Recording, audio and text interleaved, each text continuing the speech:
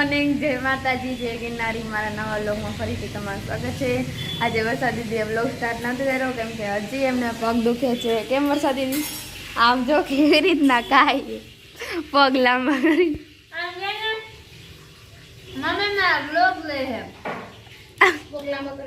હા, પલોઠી ન વરાય શું કરું? તો પલોઠી વાયર થોડુંક કષ્ટ આપ પગને નથી દેવા.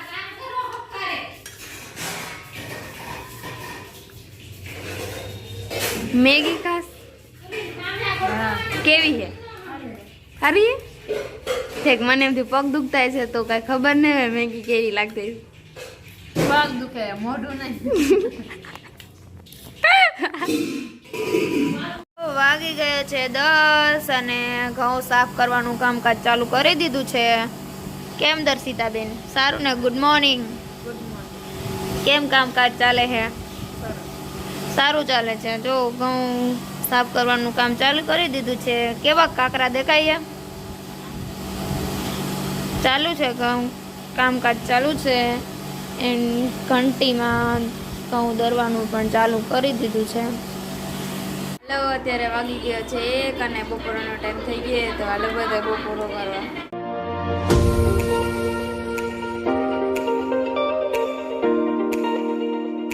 ગાઈસ, અત્યારે વાગી ગયા છે 3:30 અને હવે અમે રેકડી ભરવાનું સ્ટાર્ટ કરી દીધું છે. મમ્મીને કોથમીરના પૂરિયા વારે છે ને આ બાજુ કોથમીરના પૂરિયા વારવાના બાકી છે.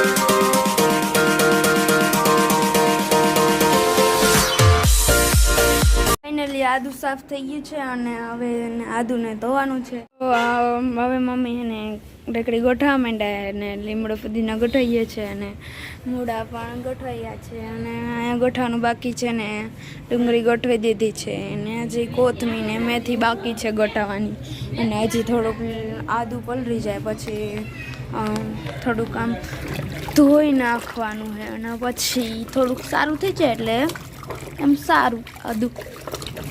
હવે મમ્મી ને પપ્પા બે પાલકના પૂરિયા વારવા માંડ્યા છે તો પાલક થોડી ખારી દેખાય અને હું હવે કોથમીર ગણી લઉં.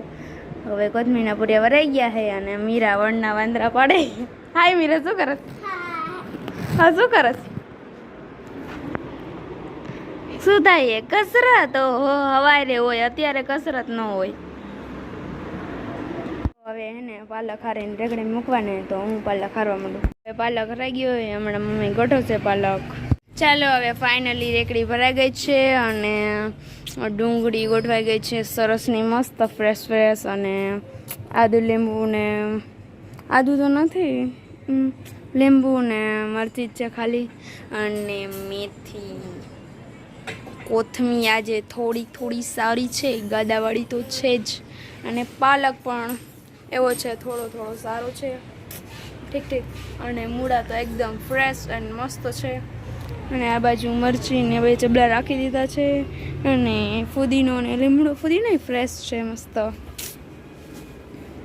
અને રેકડી ભરાઈ ગઈ છે.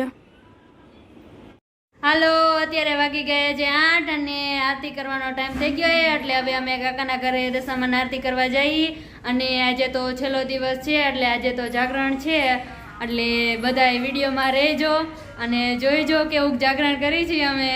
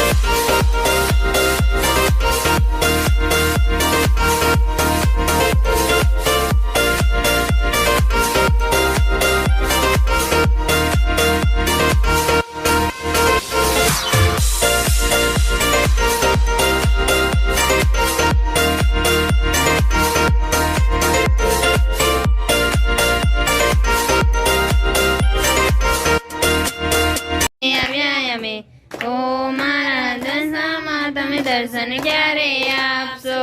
રમ્યા તો દૂર છે દર્શનની જરૂર પડી. ત્યાં કેતરે બેઠી ઢેર ઢેરને વારી લો. ચોટીલા સરખા ધામ ધામને વારી લો. ચામુંડમાનો વાસ વાસને નમી લો. ત્યાં ચામુંડમાનો વાસ વાસને નમી લો. મારી વાડીનો મોરલો વારી લો. મારી વાડીનો મોરલો વારી લો. ત્યાં ખેતરે બેઠી ઢેલ ઢેલને વારી લો. ત્યાં ખેતરે બેઠી ઢેલ ઢેલને વારી લો. માટેલ સરખા ધામ ધામને વારી લો. માટેલ સરખા ધામ ધામને વારી લો. ત્યાં ખોડિયારમાંનો વાસ વાસને નમી લો. ત્યાં ખોડિયારમાંનો વાસ વાસને નમી લો. મારી વાડીનો મોરલો વારી લો. મારી વાડીનો મોરલો વારી લો. ત્યાં ખેતરે બેઠી ઢેલ ઢેલને વારી લો. ત્યાં ખેતરે બેઠી ઢેલ ઢેલને વારી લો. સરખા ધામ ધામને વારી લો. રમ્યા સરખા ધામ ધામને વારી લો. ત્યાં મેળી માનો વાસ વાસને નમી લો. ત્યાં મેળી માનો વાસ વાસને નમી લો. મારી વાડીનો મોરલો વારી લો. મારી વાડીનો મોરલો વારી લો. ત્યાં ખેતરે બેઠી ઢેલ ઢેલને વારી લો. ત્યાં ખેતરે બેઠી ઢેલ ઢેલને વારી લો. મીનાવાળા સરખા ધામ ધામને વારી લો. મીનાવાળા સરખા ધામ ધામને વારી લો. ત્યાં દશામાનો વાસ વાસને નમી લો. ત્યાં દશામાનો વાસ વાસને નમી લો. મારી વાડીનો મોરલો વારી લો. મારી વાડીનો મોર વારી લો. ત્યાં ખેતરે બેઠી ઢેલ ઢેલને વારી લો. ત્યાં ખેતરે બેઠી ઢેલ ઢેલને વારી લો. બોલ દશામાની જય. મારો રામ ગાડું વાગે છે. મારો ગોરધન ગાયું ચરાવે છે. મારો રામ ગાડું વાગે છે. મારો ગોરધન ગાયું ચરાવે છે. મારો રામ ગાડું વાગે છે. મારે ચોટીલા ધામે જાવું છે. પ્રાર્થનામાં મોયા મારા મન બાપા મોયા મારા મન મારું જીવન સુધારજો. પ્રાર્થનામાં મોયા મારા મન બાપા મોયા મારા મન મારું જીવન સુધારજો. ભોજનિયા કરું ત્યાં ગુરુ મારા સાંભળે.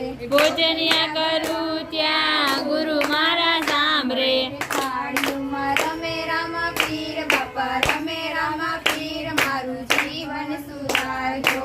થાળીઓમાં રમે રામા પીર બાપા રમે રામા પીર મારું જીવન સુધારજો. પ્રાર્થનામાં મોયા મારા મન બાપા મોયા મારા મન મારું જીવન સુધારજો.